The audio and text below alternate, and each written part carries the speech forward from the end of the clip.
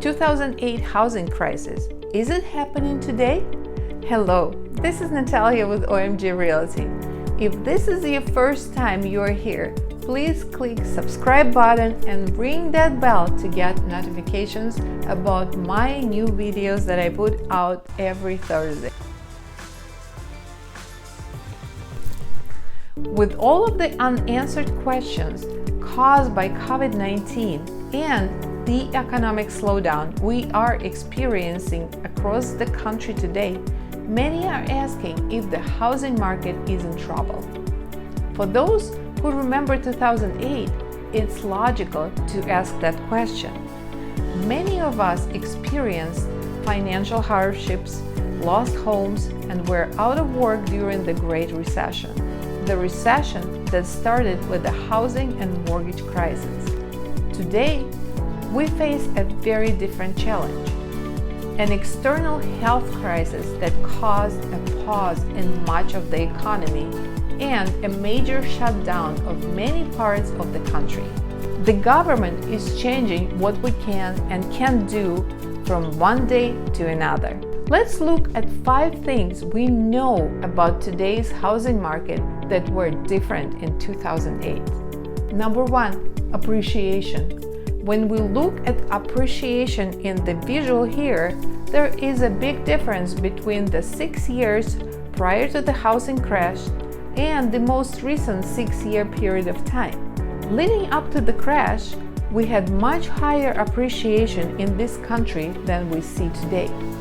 In fact, the highest level of appreciation most recently is below the lowest level we saw leading up to the crash. Prices have been rising lately, but not at the rate they were climbing back when we had runaway appreciation. Number 2, mortgage credit. The Mortgage Credit Availability Index is a monthly measure by the Mortgage Bankers Association that gauges the level of difficulty to secure a loan. The higher the index, the easier it is to get a loan. The lower the index, the harder to get the loan. Today, we are nowhere near the levels seen before the housing crash, when it was very easy to get approved for a mortgage. After the crash, however, lending standards tightened and have remained that way leading up to today. Number 3, number of home sales.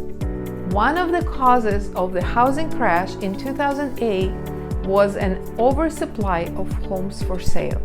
Today, as shown in the next image, we see a much different picture. We don't have enough homes on the market for the number of people who want to buy them.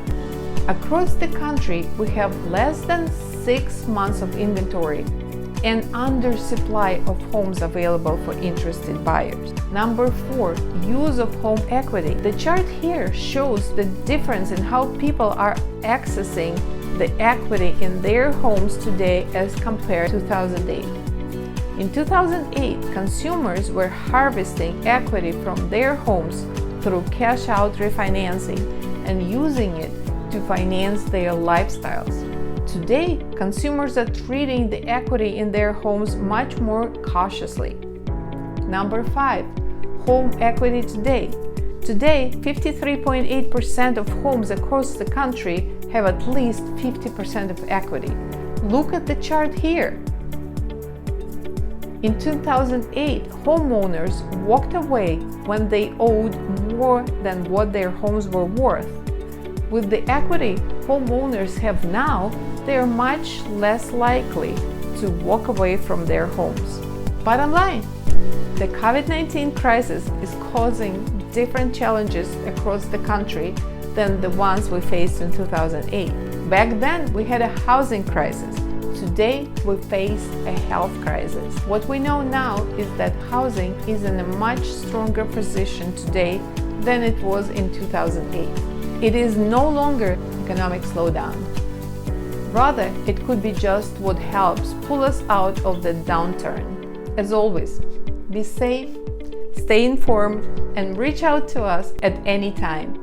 We will be happy to answer all your real estate questions. Thank you for watching.